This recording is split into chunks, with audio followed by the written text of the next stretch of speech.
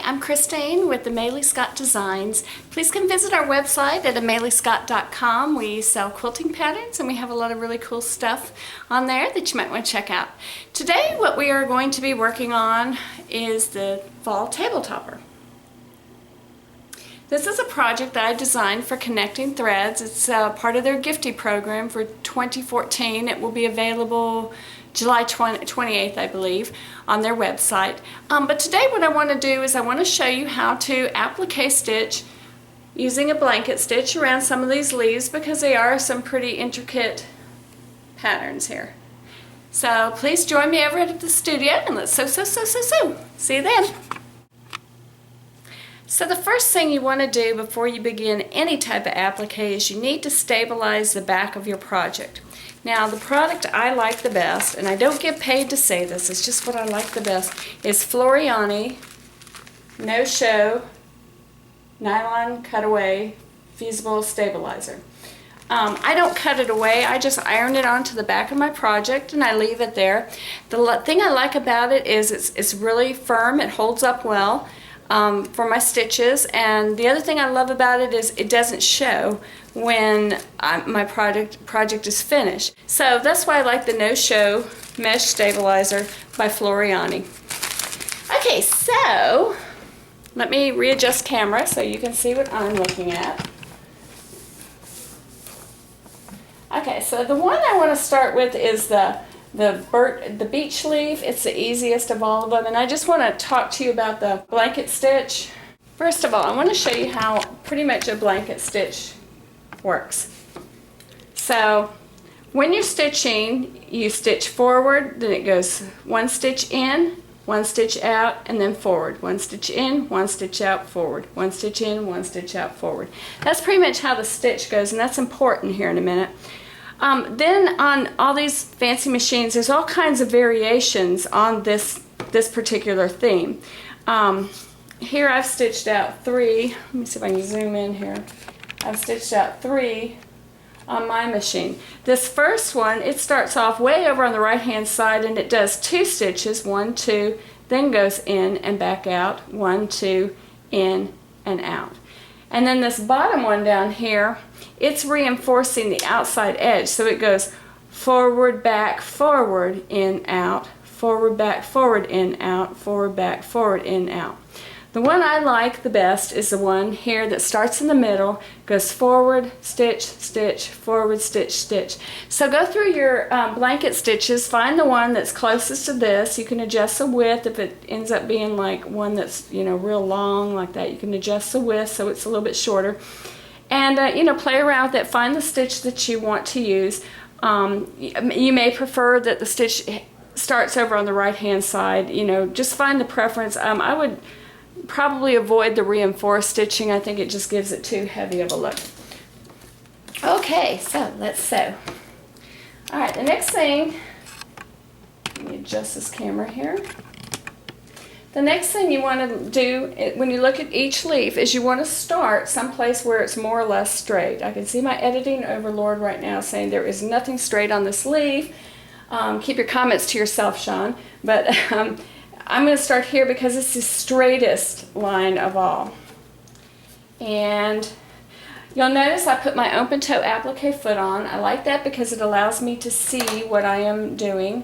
And I like starting in the middle because I don't know if you can see it or not. Let me see if I can zoom in. My applique foot has a little red line that shows me right where, let me tilt the camera. It has a little red line. It looks a little off on the camera, but it's lined up right with this edge, and it just helps me to guide where I'm going. Alright, so if you have a needle down function, that's a great time to engage it. So I'm going to press my needle down button. I'm going to start with my needle right here on the edge, and I am just going to start stitching. You'll see how it goes in, out, in toward the fabric. Now I always want my outer edge, this part, yeah, I always want this part on the outside edge of the fabric right here, because that kind of is my guideline. That's what's going to keep everything nice and pretty and professional looking.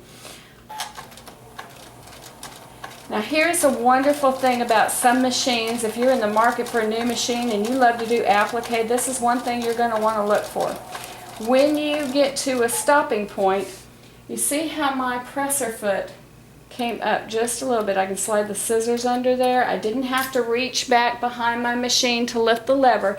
I just stopped. My needle is in needle down position, and that allows me to pivot my fabric. That is just a beautiful, hold on, beautiful thing.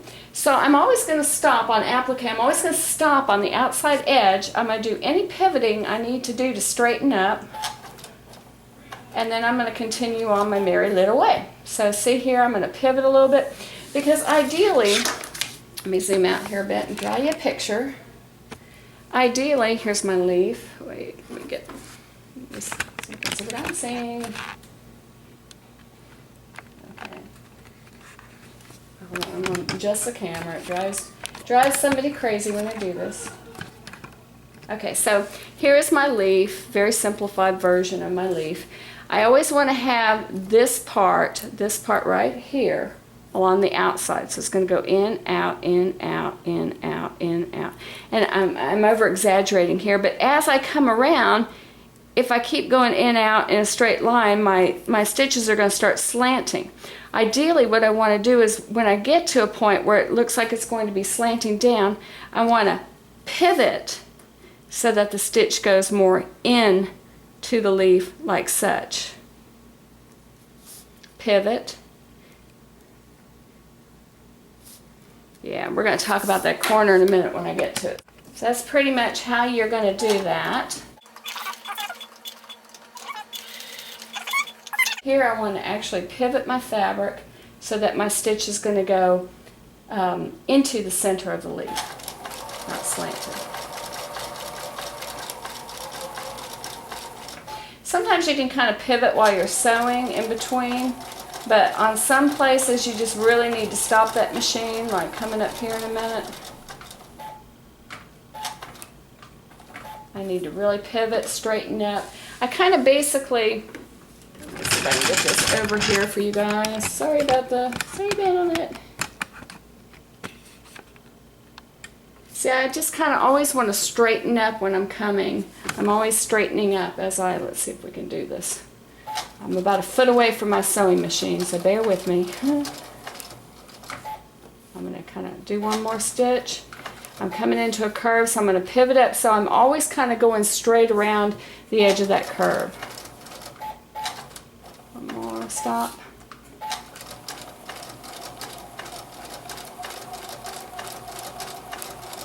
Sometimes I find if you just watch somebody, you can kind of see what they're doing.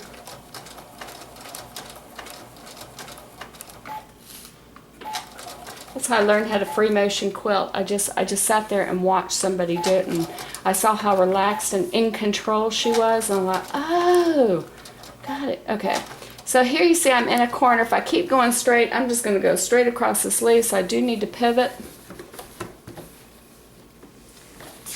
Too much crap on my sewing table, and I'm going to straighten myself out. Here's another place. Again, if I keep going straight, I'm not going to be stitching on anything, so I need to pivot and straighten myself out.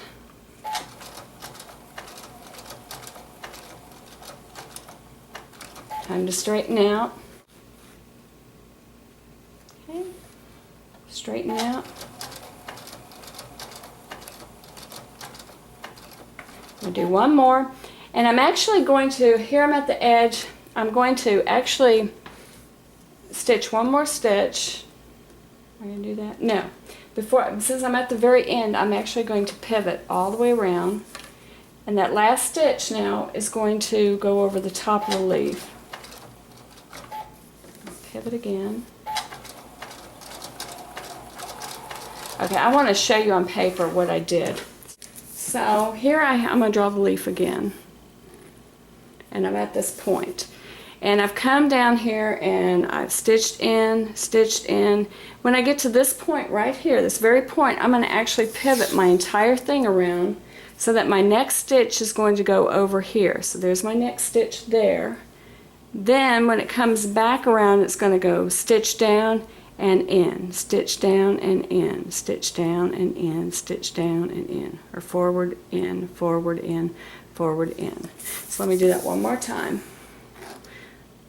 So I'm coming down, stitch in, over, in, over, down, over, we'll call it down since I'm stitching down, stitch down, over, stitch down.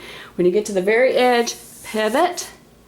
The next stitch should be down, but now it's gonna, so it goes in toward the leaf, down, in, down, in, down, in, down. And that's how you do the birch leaf. Hi, so I'm back. I've changed the thread color to orange, and the next leaf I'm going to show you is the maple leaf. I think we should just move into the maple leaf because it's one of the harder ones, and it will address going into the inside curves and all these points and stuff that you have like on the other leaves. So again, the first thing you want to do is find a spot to start where it's more or less straight. So that could be here, here, here. There's a little straight area. Here's a nice straight area that we could start. We could even start on the stem if we wanted to. I think I'm going to start right down here. And one thing I forgot to tell you on the beech tree, beech leaf, is if you have the ability to do a tie-off stitch, go ahead and do it on your machine. If not, when you come back around, just make sure you stitch over the last stitch that you just stitched over.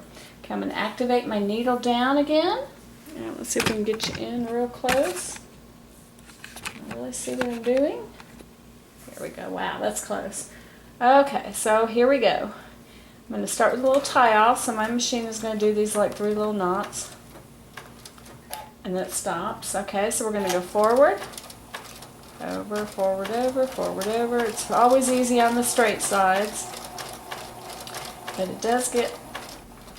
Okay, so I'm going to need to start kind of pivoting now. I'm going to pivot just a smidge.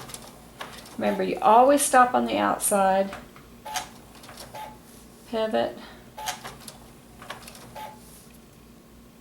And pivot. And on the trick on this leaf is just to go slow. Okay, I'm in the corner now. I wanted to show you the corner. I don't necessarily want my line. My piece of paper here. Let's see where I can draw. I don't necessarily want.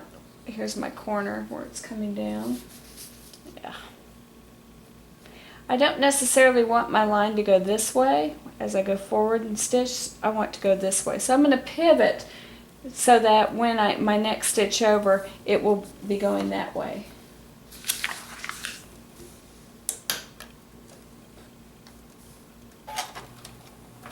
And then when I come back, I'm going to pivot to straighten out.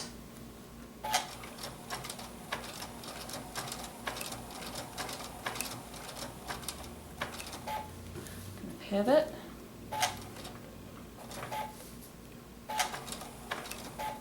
And I think that's one of the reasons why I like the one that the stitch that's just one, you know, forward, over, back, forward, over, back, forward, over, back, is because it's simple too to keep in your head. I've gone forward, the next stitch is going to be, you know, to the left and then back, forward to the left and back.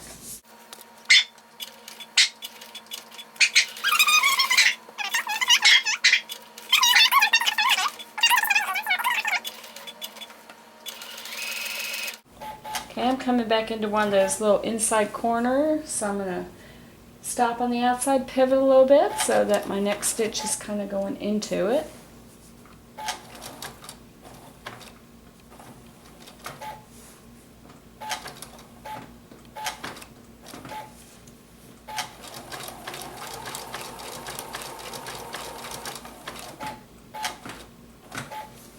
If you have a machine sometimes you have a machine that when you take your foot off the presser foot, it does an extra stitch. I used to have a machine that did that. I'd lift my foot up and the machine on its own would take one more stitch forward, and it used to drive me crazy.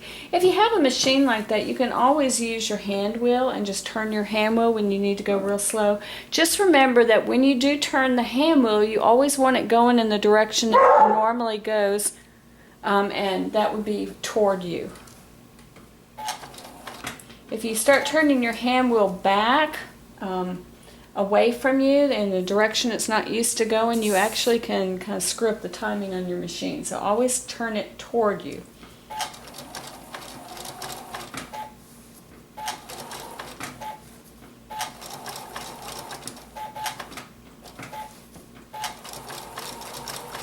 Okay, we're coming back into another little groove here. And I'm going to just kind of slowly go forward, to the left, go forward. Now I'm right there in that point. I'm going to turn, pivot a bit so that my stitch goes directly into the point. Hi again. So this is day 2 of our video session, and I previewed the video that Sean edited down, and there was something I want to clarify with my audience.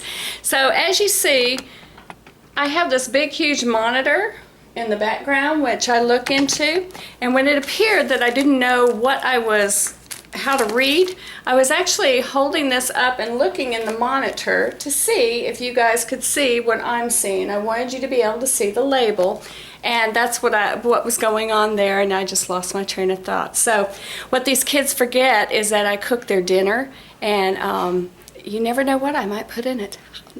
Okay, so let's go. I want to show you how to do the stem, and that's what these children of mine.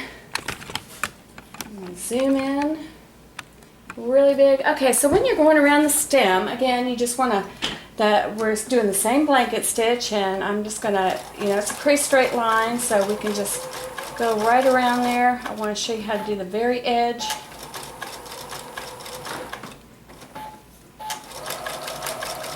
I have a carpet cleaning guy coming in a minute, so we need to do this real fast before he gets here.